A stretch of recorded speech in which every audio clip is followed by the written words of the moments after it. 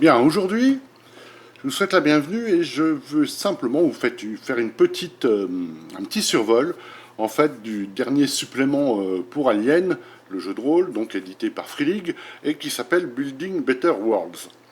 Donc en fait, là je vais vous faire un survol du PDF, hein, il vient juste d'être envoyé aux souscripteurs. Par contre, pour la version physique, a priori, il va falloir attendre euh, janvier 2024. Voilà, donc un petit survol d'Alien, Building Better Worlds, le nouveau sourcebook en fait pour Alien, le jeu de rôle. Alors en fait, le sourcebook est un peu comment dire, sur le même format que le sourcebook de Colonial Marines, c'est-à-dire que Free League a pour ambition de sortir un sourcebook par type de profession. Donc on a eu les Marines avec le Colonial Marines, et là on a les colonistes avec Building Better Worlds. Nous verrons bien ce que la suite nous réservera. Donc en fait, ce PDF commence par voilà, une carte des colonies. Alors là, on va être vraiment dans le... vous voyez, ça c'est les colonies, ce qu'on appelait les colonies perdues en fait. Hein, dans le lore du monde d'Alien, il y a un certain nombre de colonies pour lesquelles les gouvernements à un moment donné ont décidé de ne plus les supporter, qui étaient trop loin, donc la limite des 20 parsec. Et donc, on leur a demandé d'évacuer, mais il y en a certains, on n'a plus jamais eu de nouvelles. Et donc, en fait, le supplément va tourner quand même autour de ces colonies perdues. Voilà. Donc là, on se retrouve avec la même maquette habituelle que Free League a la bonne idée de nous fournir.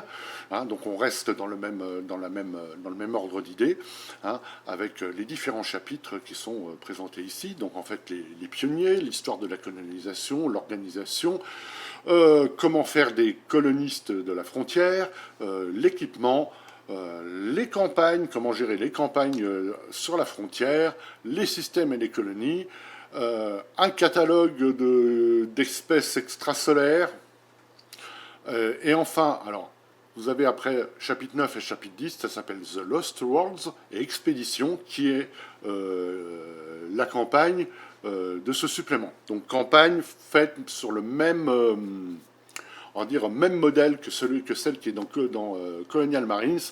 C'est-à-dire, on n'est pas dans du cinématique, là, on est vraiment dans la campagne. Donc, nous avons 7 scénarios à jouer à peu près dans n'importe quel ordre, sauf le dernier qui constitue le final. Et enfin, nous avons tout à la fin une partie qui est vachement intéressante. C'est marrant qu'il n'y ait pas eu un petit dessin dessus ou dessus, d'ailleurs qui n'est même pas chapitré, hein, tout à droite là, qui sont des règles pour créer vos propres colonies, vos propres mondes. Donc voilà, donc on va survoler là tout ça. Donc le premier chapitre, c'est des pionniers sont demandés. Donc là, on vous explique en gros qu'est-ce qu'il y a dans le livre, la colonisation, les dangers de l'espace. Ensuite, nous allons passer à l'histoire de la colonisation. Donc là, qu'est-ce qu'on va voir? Donc on va voir tout un background du fluff en fait depuis 2023 jusqu'à nos jours. Hein, donc voilà, vous avez à peu près tout. Donc les conflits, la découverte des Arcturiens, etc., etc. Donc là, on a pas mal de... Et un beau, vous voyez, une, une belle timeline qui détaille énormément, dont le focus est effectivement les colonies et les pionniers.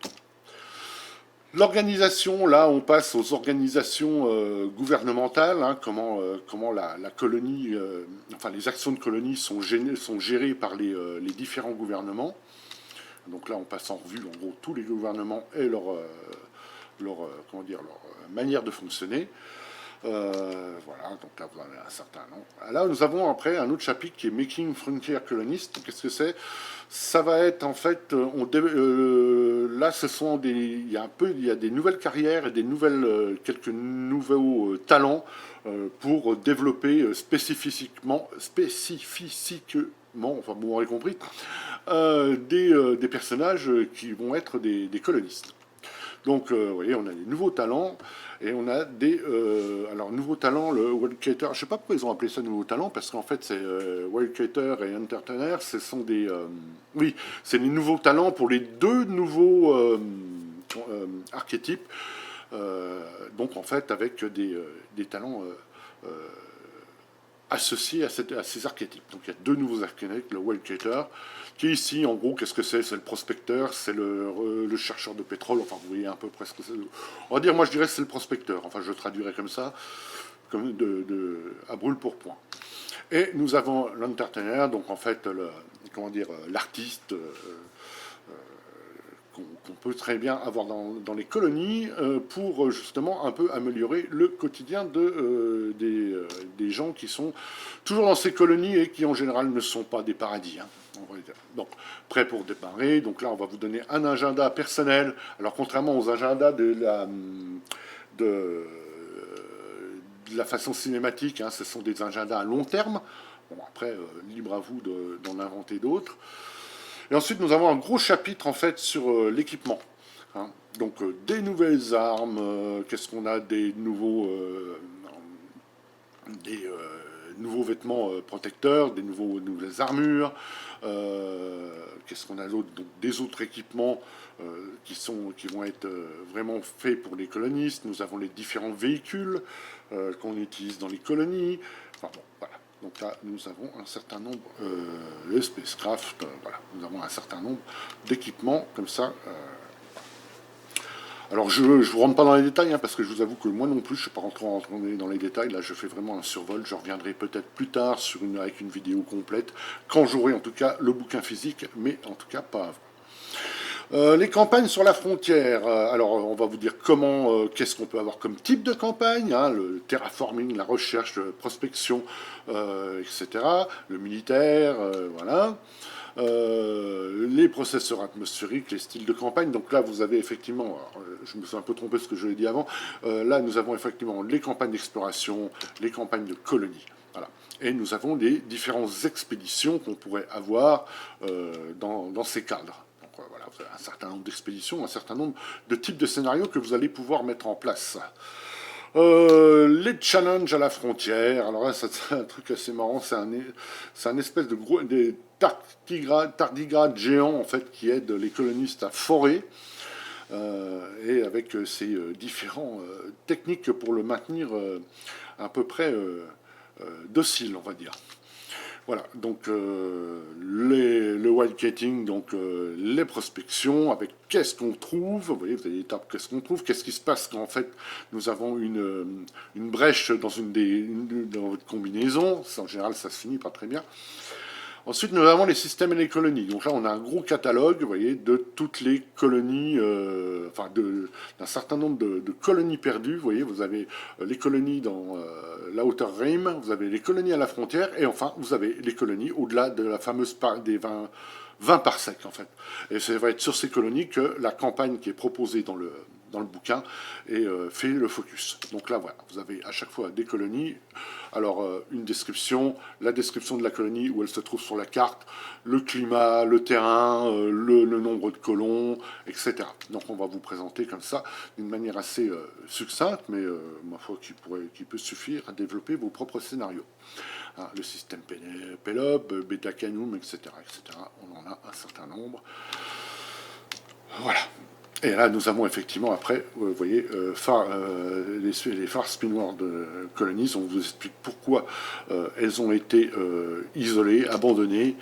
Et donc, vous avez les différentes colonies telles qu'on les connaissait aux dernières nouvelles, on va dire.